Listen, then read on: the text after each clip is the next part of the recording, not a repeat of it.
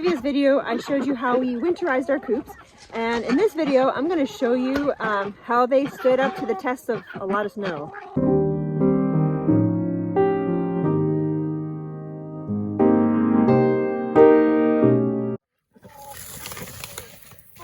Well, if you come inside and see, everybody's doing great.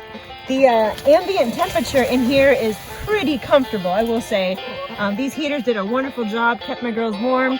Nobody suffered any sort of frostbite on their tops and their feet, on anything. Everybody stayed warm and dry. And so I think that this setup, it's a simple one and not super aesthetically pleasing, but it works. And if you free range your chickens most of the time, they only need something simple anyway.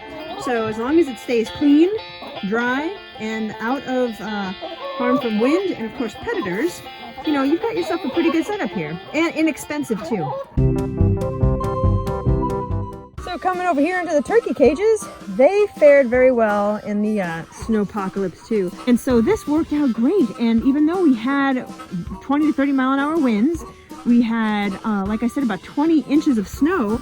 These guys did great. They were fine, they were warm. I came and I checked on them and they had used this cover and they enjoyed it, and they stood right next to the little warming place, and their water stayed liquid. It didn't solidify, and so these guys turned out just fine. All right, so the only casualty we experienced during the snow fall was that, if you notice, there's no more netting above my head, and that goes for all the coops. The netting came down. I'm a noob. This is a new experience for me, raising chickens and all that stuff. And so, yeah, the weight of the snow obviously builds up over time, and it caved the netting in, and eventually it ripped. And of course, when it rips, it poses a safety issue for the critters because they can get wrapped up and tangled in it. And so I just made the call to tear it off. Because I don't really have a means for any other sort of roof right now for them. I'm just going to have to hope for the best and hope that no birds of prey try to get. But I have a really good rooster. He's great with his girls, and I don't think he's going to let anything. And then, of course, I think the turkeys are just way too big, and they're not going to mess with my turkey. I don't think any birds of prey really want my ducks either. I'm not sure that anybody wants ducks, to be honest with you. Ducks are great, but man, they're a lot of work, and they're messy. So anyway, I digress. I hope that this video is a little bit informative to you guys. I hope that you can see you can do a lot with what you got. All right, you can do a lot with what you got. I was given 4 dog runs when I bought this house, and I wasn't sure what I was going to do with them. And I thought maybe greenhouses, but I went with chickens and ducks and turkeys. And I'll tell you, my life is so fun and fulfilling, and I love what I get to do with these guys. They're so much fun. And yesterday, my 16-year-old son, who is a typical teenage boy, actually came out and helped me take care of the chickens last night.